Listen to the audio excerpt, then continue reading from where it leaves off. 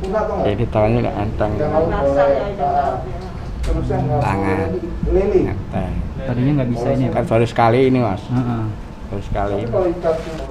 Badannya ini lututnya agak enteng juga. Salam sembuh bersama saya Dr. Jim.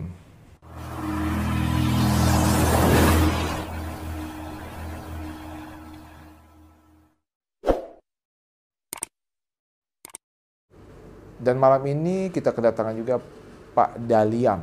Jadi Pak Daliam ini baru pertama datang, mempunyai keluhan masalah di pinggang dan di tulang leher. Daliam tuh. Daliam ya. Baru pertama ya? Sebenarnya udah waktu itu dokter sempat keluar pergi ke luar negeri. Oh. Udah sempat off lagi dok. Oh, baik. Yang saya tanya di IG itu dok. Oh iya. Oh, parah lagi. Ronsennya. Oh ya, suspensi dulu ya Pak ya. Dulu berarti pernah kan ya? Pernah dok. Iya, anak dokter keluar negeri itu. Pas saya keluar negeri ya? Iya. Oh, siap Pak. Maaf ya Pak, keluar negeri mas sekolah. Ini dirasakan Pak. Soalnya lutut ini tangan kiri. Oh kiri, kaki kiri sama tangan kiri ya? Tangan kiri. Sebenarnya kan awal mulanya kan waktu itu kan pinggang dok, jatuh, duduk ini. Pas di ronsen di rumah sakit pertama ada masalah di vertebra yang belakang ini kan, lumbarnya. Terus di rumah sakit Fatmawati terakhir, wah ini di saraf lehernya. Oh. Ada ronsennya. Ada ronsen ya, boleh saya lihat tuh. Lainnya tulang kejepit kan. Terus punya riwayat diabetes juga dok. Bapak bisa tensinya berapa nih? Sama deh. Tinggi ya? Iya nih tinggi nih. Tinggi Pak. Biasanya berapa Bu? 170 ada? Kemarin 170. 70 kemarin. Ini 175 malah nih. Tinggi ya? Boleh. Saya boleh lihat itunya Pak, Mas. Yuk, yuk, yuk.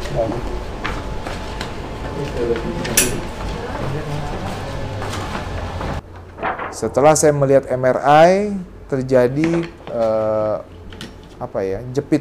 terjepitnya saraf, ya, di antara lumbal 34 di pinggang dan juga di tulang leher, di cervical 4 dan cervical 6. Cairan di dalamnya keluar akan saraf sini. Berpengaruh pada pinggang ke bawah ya dok ya?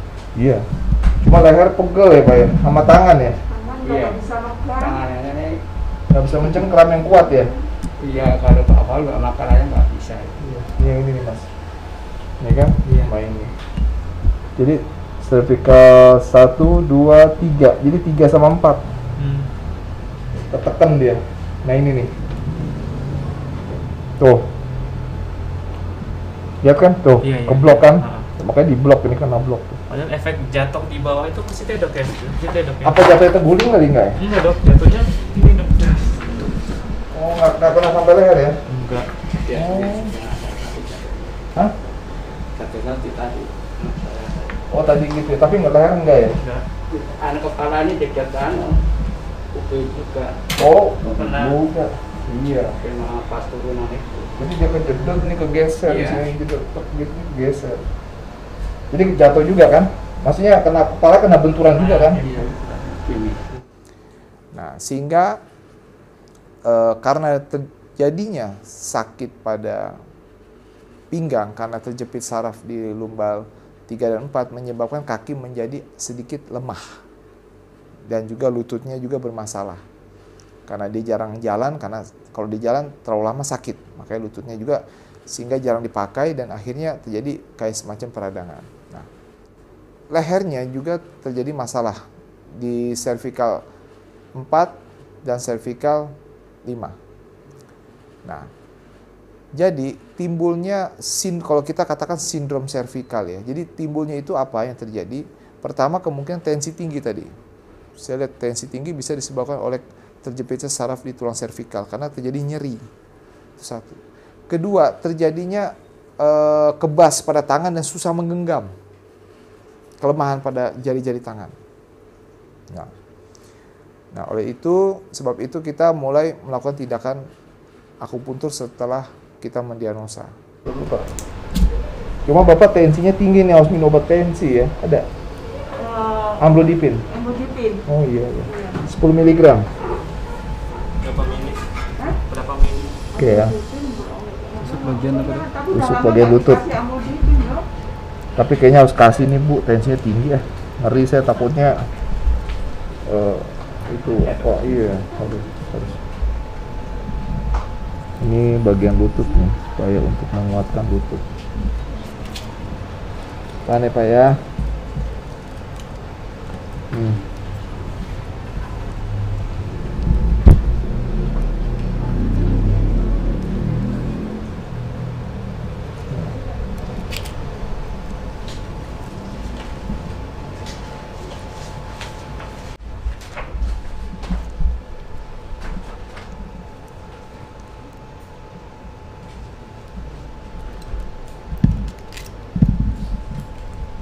Apa Pak ya, ini bengkak juga nih.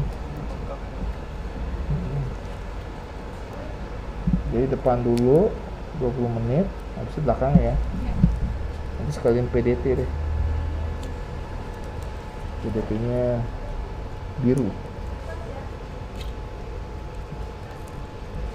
Ada pantangan makan itu masih Asin ya, asin sama melinjo stop dulu deh. hijau. Emping. Iya. Minuman dingin ngaruh nggak sih dok? Ya sebenarnya sih nggak gitu ngaruh, cuma kurangin aja sih, kurang panas sih. Di sini dikit panas. Katanya mana katanya?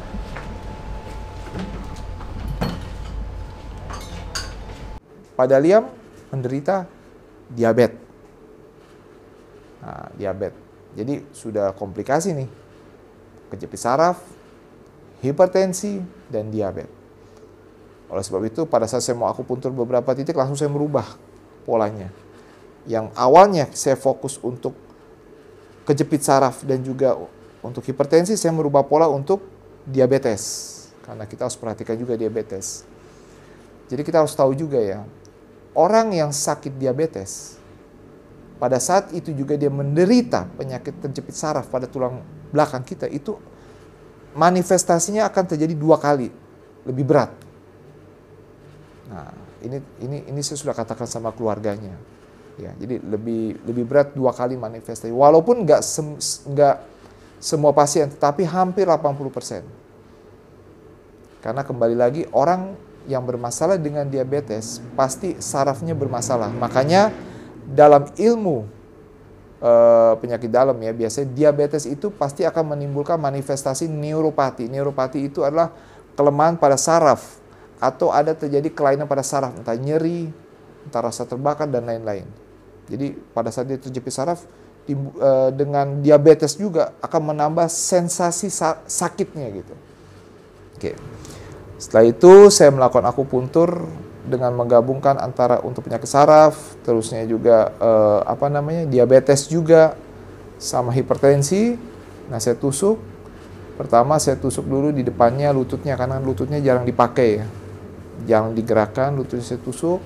Setelah itu sekitar 20 menit saya suruh berbalik, saya tusuk semua dari leher sampai ke tulang pinggang. Ya, untuk kejepit sarafnya. Nah, setelah itu juga saya tidak lupa juga menusuk di ujung-ujung jari.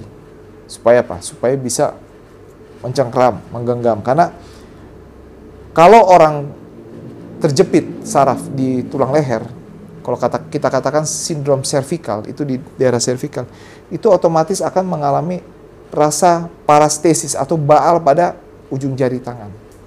Nah, tadi saya tusuk jarinya semuanya. Nah, setelah tusuk jari semua, saya bekam belakangnya dan juga saya memberikan terapi warna pada jari-jari tangannya. Ya, tadi warnanya hijau karena kan kalau dada dan tangan itu semua adalah kuadran hijau. Jadi saya terapi. Dan alhamdulillah tadi ada pergerakan bisa mencengkram, menggenggam lebih kuat dan lebih fleksibel dan lebih cepat tadi saya lihat.